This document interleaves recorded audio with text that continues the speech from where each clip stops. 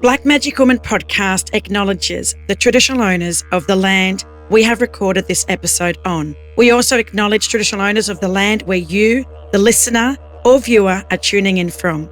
We would like to pay our respects to our elders past and present and acknowledge that this always was Aboriginal land and always will be Aboriginal land. Welcome to the Black Magic Woman podcast with Mundanara Bales. Welcome back to another deadly episode of the Black Magic Woman podcast. I cannot wait for you to hear this deadly yarn, and a big shout out to all you mob that are now watching on our YouTube channel. It's great to have your company. So Brother Joe Williams, can you please introduce yourself, my brother, to my listeners and also our viewers? Tell us a little bit about yourself, your mob, where you grew up and what's been happening.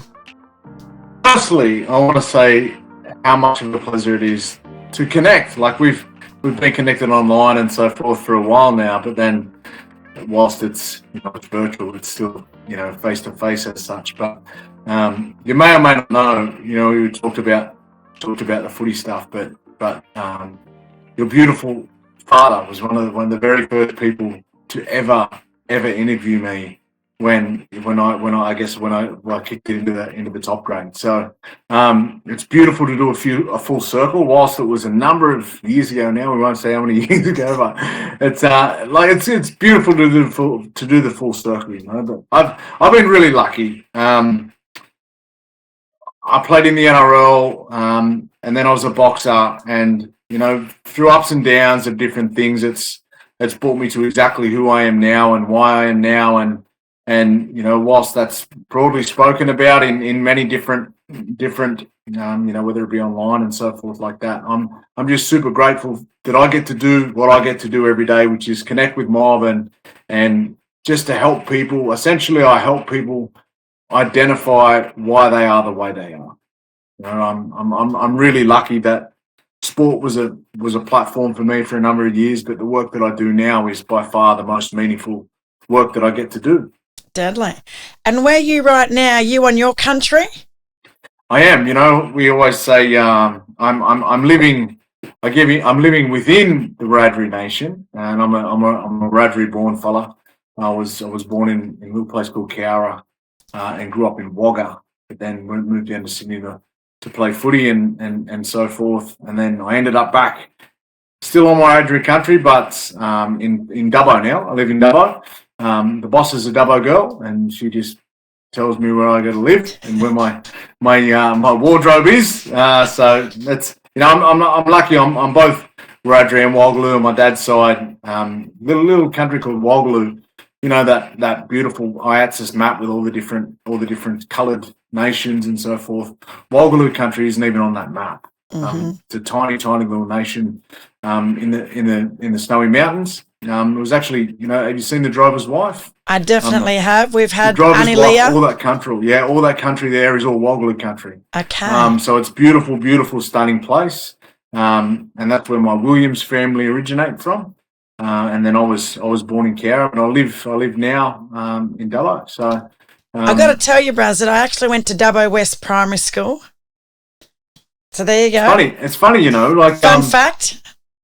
Fun fact with that, I guess, in relationship to that, is that the work that I do now, and for many years I travelled around speaking and talking about the challenges of mental health and suicide and diagnosed mental illness in communities, and I guess my story of that. I spoke openly and honestly about that for a number of years in different communities all around the country, and then the trajectory it took me, I was the keynote at the World Indigenous Suicide Prevention Conference in 2016, and the buzz around the room there was different. It was not talking about what's wrong with our people collectively, Indigenous peoples worldwide collectively. The narrative we always heard that the challenges of suicides in our communities collectively, and then mental illness of our communities collectively, was very similar right throughout the world, but the narrative there was all about how we're not dying from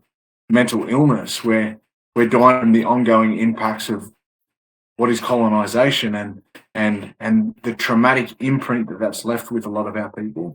So after that conference, I went, I've got to learn more and more about trauma and what that is and how it is. And, went in, did some study and stuff around that.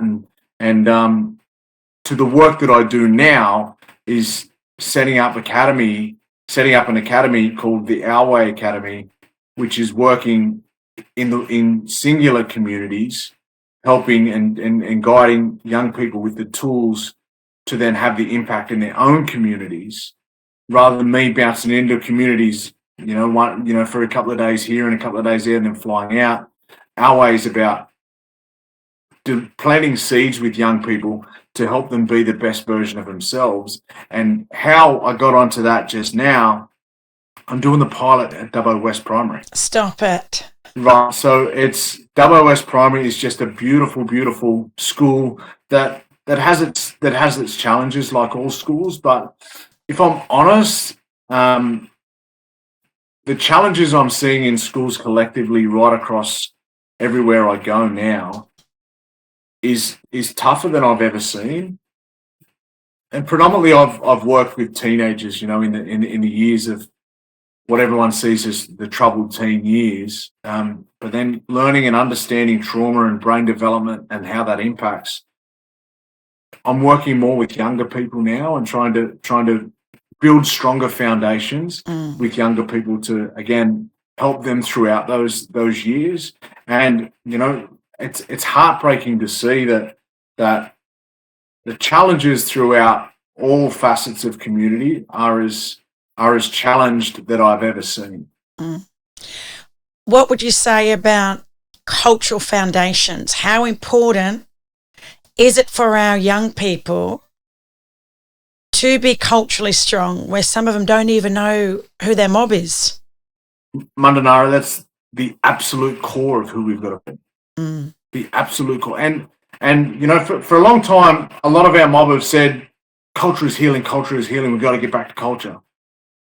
But unfortunately, not a lot of our mob knew what it is or what it was or what it looked like. And so many parts of our community grow up thinking that just because we're deadly at sport or we can dance good, that's about being a blackfellow and who we are. But without understanding those deep core values of them old ancient stories are actually the foundation of who we are. And if we connect to those foundational stories, it actually embeds a deep value into everything of who we are and how we've got to be with our behaviors every single day. So it's the absolute core of who we've got to be as people. And non-Indigenous people a lot of the time see culture as the dance or the song or the artwork, and without understanding it's the story that's aligned with those dances or those beautiful art pieces or those songs. Like, all of those have deeply embedded values around love and care and respect and looking after each other as collectivist people, doing for others before we do things for ourselves. That's foundation of who we've got to be. Those obligations, right? Those cultural, family, community obligations. I always talk to a lot of, participants that do black card training for them to start to get a sense of how to support Aboriginal people in an organisation, right? If they're managers. What does work-life balance look like for somebody who has high amounts or episodes of trauma, whether it's a suicide in the family or another death in the family or kids being taken? So what does, for organisations to try to grasp something that is so foreign to them, it's not part of their worldview or their lived experience, to constantly be grieving? And I think it's so important to have these conversations, because even the Healing Foundation have done the best with providing resources, and the late Uncle Jack Charles is the narrator of one of those animated videos, and it's a beautiful 4-minute video that unpacks intergenerational trauma. Most people don't understand that trauma is in the memory of our DNA. So trauma's transferred through DNA, not just by sharing sad stories. And it takes 7 generations to heal from trauma. So for people just to understand how deeply rooted trauma is within our DNA, sometimes it feels like the odds are stacked up against us for our young people.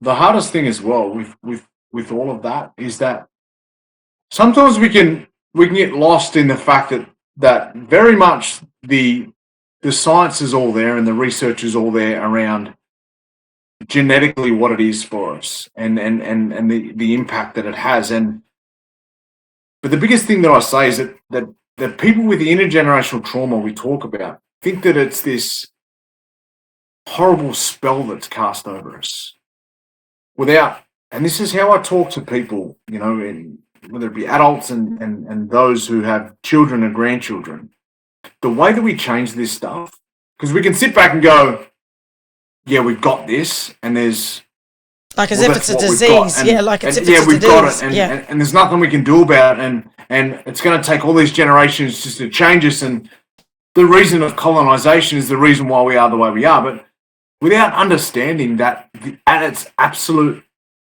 most simple form, it's our model behaviors every single day.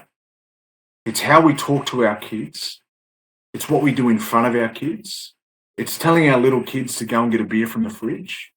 It's normalizing behaviors. Mm-hmm. And all of those challenge behaviors. I had a beautiful conversation with Auntie Judy Atkinson, who's been doing, great work around trauma for many, many decades.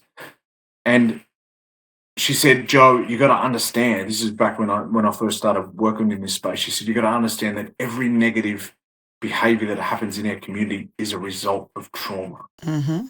And I didn't quite understand what she meant, because when you see, and like, don't get me wrong, I was a boxer as well. So my art form was to punch people in the mouth, but without understanding that was a sport, and the trauma reaction or trauma response, which is violence, is very, very prevalent in many aspects of community. And it's like, how do I put it? It's like there's a tiny little flame in the corner of our room, a tiny little flame at the corner of our room, and then somebody comes at us with this bucket of what we call behaviors, which is a bucket of kerosene, and then just throws it all over us. And that just ignites in that instant. And then what happens with that is the flow and effect of how we react. So then what is seen, and then how that is perceived when it's seen, can become very normal behaviors. So we grow up in communities where you go, all right, you two fellas just go and sort it out on the road, rather than going, no, brothers, let's go and sit around a fire and let's yarn about this stuff as to why it hurt us, why we felt disrespected, rather than just at a drop of a hat punching on with each other. Because we do that, and then our kids see that, and then our kids see their kids at school, and my father and your father got into it, so that means that we got to get into it too. Like, that's how generational just fights and arguments are just born. And you're right, alcohol fuels all of that, right? And that's, I was having a conversation with my daughter on the way here. Yeah. And I was having a bit of a joke to her, because she knows that I've been sober for many years, and I've been quite outspoken about my journey of sobriety. And she's 17. She's 17 and a half. And I said to her friend, she was saying to her friend, she goes, my dad's never had a beer or never had a drop of alcohol in my lifetime. So I'm 18 years sober this at the end of this year. Too deadly. And then told her the story of what that was and how it came to be, and the conversations with those close to me, and how I wanted to make that change. And for me, I just realised that everything negative that was happening in my life, whether it be poor form on the footy field, right? That was at the centre, the forefront, not only of my decision then, but a strong decision, because that was my job at the time. It was impacting my job, right? but it was impacting my relationships. It was impacting, arguments and fights on the street and all of that. And I said everything that was negative that was happening in my life, there was one common theme, and it was alcohol.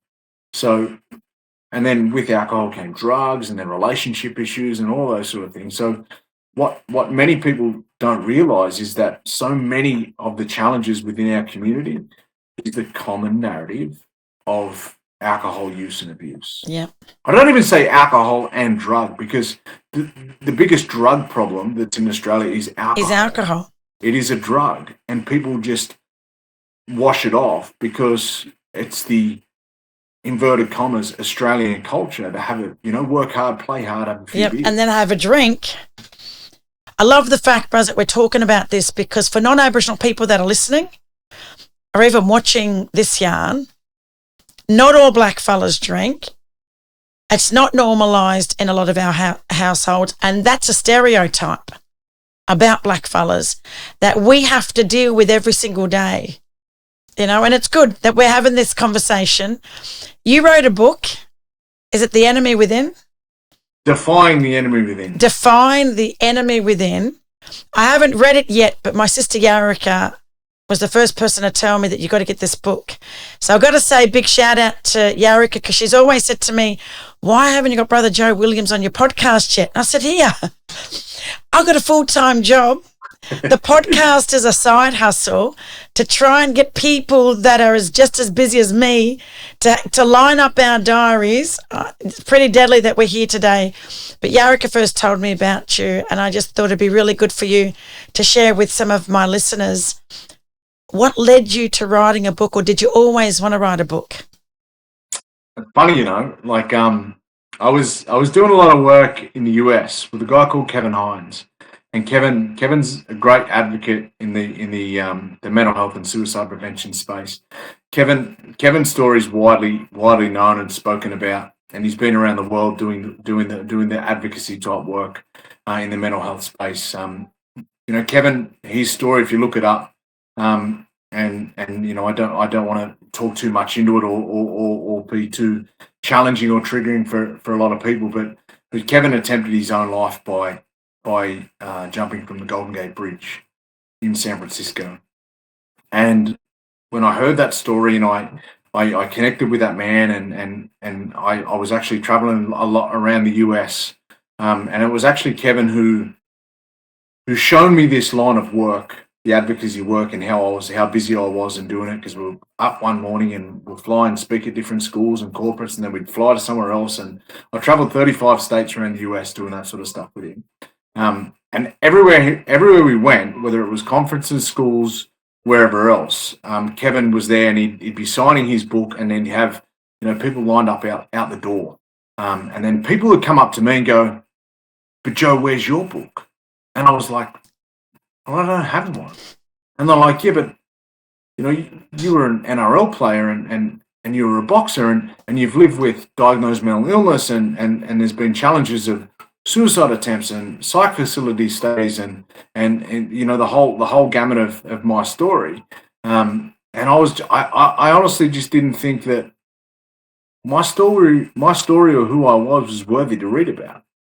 And then what started off as Facebook statuses, and the statuses got longer, to then a blog, to then writing, a couple of pages in blogs, to then writing chapters. And I was like, I might write a book here. And, people talk about bipolar disorder as being, something that's a negative or it's spoken to from a deficit model.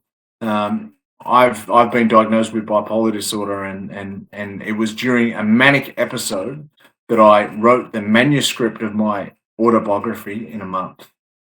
So I wrote it and fine-tuned it and got some other people to go over it and stuff like that. And then it was published, and it's been going fantastic since it was published, and it's been on the shelf since probably 2017.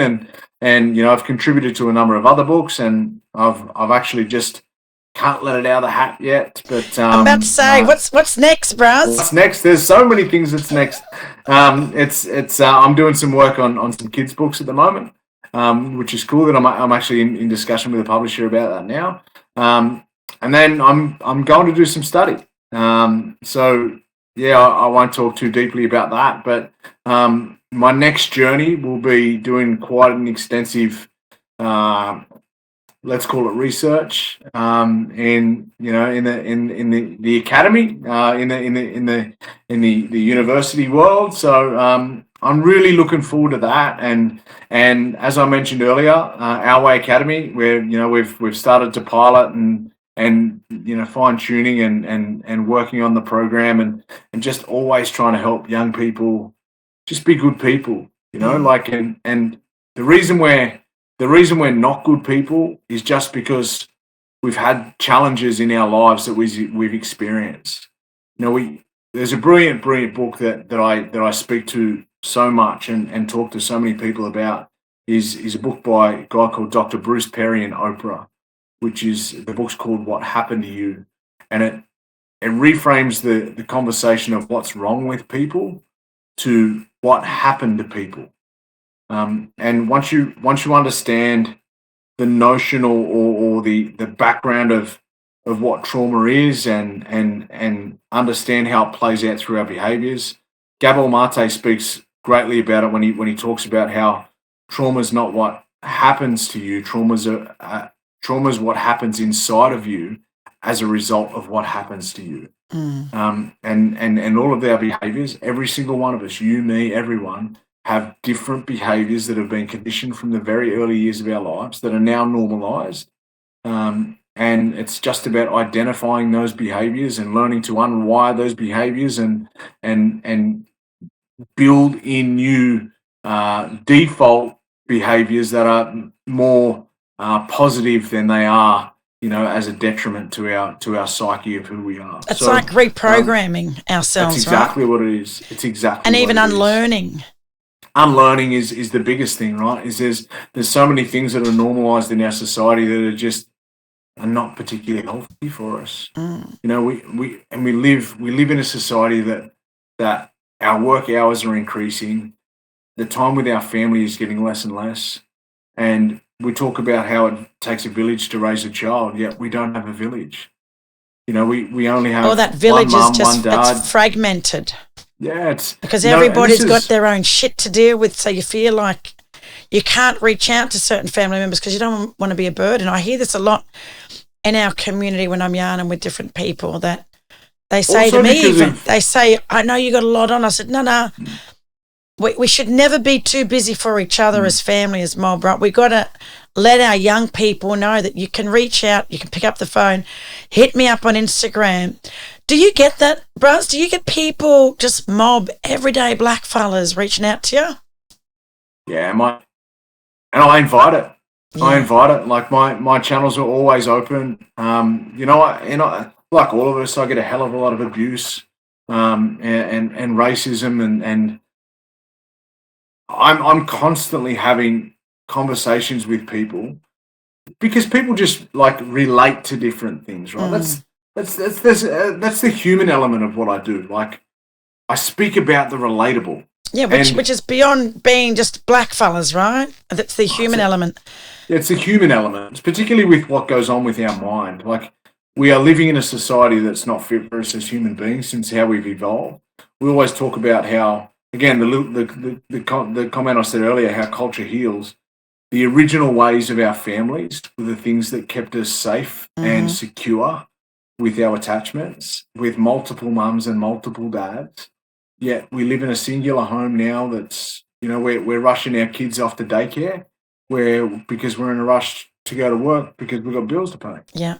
And, another brilliant book is called Hold On To Your Kids by Gabor Mate, which talks, some of the stuff I talk about from that book. It talks about how kids are raising kids rather than, we're outsourcing our kids rather than having the family unit that we've always had for thousands and thousands of years. What's been going through my mind is I want to ask you this question. What would you say to your 16-year-old self? If you could talk. Hold on, brother. Hold on, brother. It's going to be all right. That's the thing. Like we all have these ideas of what we want life to be without just going in and Elizabeth Waimara. She said to me, Joe, many years ago, over a decade ago, she said to me, Joe, all we need to do, brother, is just hand it over to the old people and understand that our path is set for us. Mm-hmm. Whatever's going to happen is going to happen. On the exact place it's going to happen at the exact time it's supposed to happen. Right? It's our concept or our expectation of how we would want and rather things to be that gets us hurt. It's the anxiety of what we might think will happen, and then when it doesn't happen, the depression kicks in. So it's without understanding that the sun's going to come up in the morning.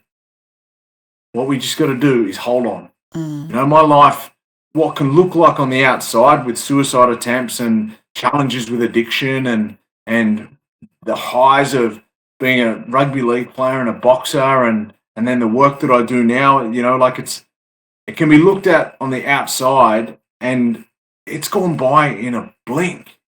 Like, as we sit here, and I won't date the podcast, but as we sit here now, I'm 40 in a couple of days. It was 20 years ago when I was getting ready to play in the NRL. And it just goes by in an absolute blink. So to my 16-year-old self, I just say, hold on, brother, it's going to get hard. There's going to be tears, there's going to be heartbreak, there's going to be separations, there's going to be death, there's going to be all that. But I promise you, the sun will come up in the morning. You just got to do the best that you can with every single situation that arises with you every day. What a beautiful way to even wrap up this yarn. Even though I don't want to let you go, Braz, thank you so much. I've had goosebumps the whole time. My whole body is filled with chills, and usually that's a sign when I kind of feel the strength of my old people. To be able to sit through a yarn like this and not get emotional and just let it be, like listen to what you're saying and to be able to connect with what you're saying and let, like you said, right, where Elizabeth Waimara, I absolutely love that.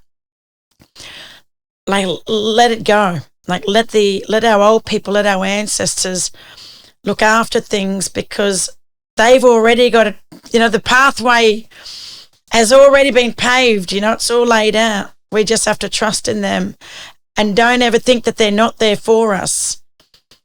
Thank you for all the work that you do. And I know that there's a lot of our mob, that are struggling with whatever it is in their lives, and whether it's addiction, whether it's just trying to be the best person they can be, even just trying to hold down a job or just being on the receiving end of racism, right? There's so many things that us as black fellas are trying to navigate each and every day that a lot of non-Aboriginal people have no idea. So thank you for doing the work that you do. Thank you for getting up every single day and investing in our kids and our young people, because they are our future. And if they don't have hope, then what hope do we have as a people, as a culture, when we think about what does the future look like for us? So I just want to say thank you. I've been looking forward to this yarn. I told you fellas at the start of the yarn that I was very excited. I just knew that there were going to be moments. I didn't think the whole yarn I'd have goosebumps, but there was. I can't wait to read your book right now. I'll make sure that they're in the show notes. And I actually want to collaborate with you. I think there's something that me and you should be doing. My sister Yarika always says we need black card in schools. My granny sister, my business partner, Auntie Lila, always says we need to go and engage with schools. We need to get this knowledge to young people. I'm going to leave this with you. Aunt Lila always says, when she was delivering the training with me in the workshop, she's now nearly 84. She says we must arm our young people with cultural knowledge. They need to be able to consolidate what Aboriginal terms of reference is. Because once they consolidate what our terms of reference is, the ground underneath them will be rock solid. And that's those foundations, right? Strengthening those foundations, strengthening our cultural identity, and just being strong. But if we're not strong in our culture and we don't arm ourselves with cultural knowledge, then trying to navigate the Western world, we're going to always find ourselves on the wrong path, right? Because that ground's not rock solid. So if I could share that little bit, I know maybe Auntie Lila might be listening, and I'm pretty sure she'd be saying, you need to mention this. We need to arm our young people with cultural knowledge, and it's not just about singing songs and doing art. It's those ancient stories that have been passed down over 2,000 generations to us, and they're not lost. They're still there. Some people say you need to go back on country. Well, we are on country, right? Doesn't matter if it's not our traditional country, but we're always on country. And country will look after us, but you need to talk to them old people. So thank you so much, my brother. I have so much respect for you, and just so excited for the Academy, for what our people, these young people, what the resources, how they can navigate these situations in their life that are going to happen. Like you said, losing people dying, breakups, heartaches, young people listening to this, these things are going to happen. But to be able to equip you with the tools to be able to get through those moments, that's what we need. So thank you, my brother. It's been an absolute privilege. Love your work. So thank you. With the Academy, we talk about a better now. We're creating a better now for our young people. We're not waiting for the future. We always talk about we need to do this, we need to do that for our future of our kids. We're doing it now. And we're presenting and embedding good values with our young people through our old stories. That's what we always talk about them beautiful picture books and the great little stories that we read to our kindergarten and year 1 and year 2 classes, without understanding that the values of those stories are how every one of us can live. Aboriginal people, Torres Strait Islander people, blackfellas, whitefellas, everyone can live with those values. Mm-hmm. We're creating a better now at Our Way Academy by embedding and implanting seeds of thought and values for our young people. We have to give a shout out to Yarraka as I finish as well. We've been in contact for many years. Dealing with different challenges that we all do in our community. And as I said, it dates back to the very early interactions that I had with that beautiful old man, lucky enough to call your father. Many years ago, and then conversations with FaceTime conversations with young Quaden, midnight, because of different challenges that are happening, throughout community and bullying and all that sort of stuff. So I'm someone who's always got my ear to anyone who needs to have a yarn, because I too have walked the path of loneliness. You can be surrounded by 1,000 people and feel so alone. It's just about creating communities for ourselves and creating villages within our families to be the best version of us every single day. Too deadly. Like literally, I'm so glad that especially people that have been following my journey have now been able to listen and hear your story. And I'm sure in the book there's much more that we'll hear or read. And I'm sure that there's a lot that we can all kind of relate to. So on that note, my brother, thank you so much for giving up some of your time and your busy schedule to be here today. I truly appreciate you. So thank you. Thanks, sis. Big love to everyone. Mwah. Too deadly. If you'd like any more info on today's guest, please visit our show notes in the episode description. A big shout out to all you Deadly Mob and allies who continue to listen, watch and support our podcast. Your feedback means the world. You can rate and review the podcast on Apple and Spotify, or even head to our socials and YouTube channel and drop us a line. We'd love to hear from you. The Black Magic Woman podcast is produced by Clint Curtis.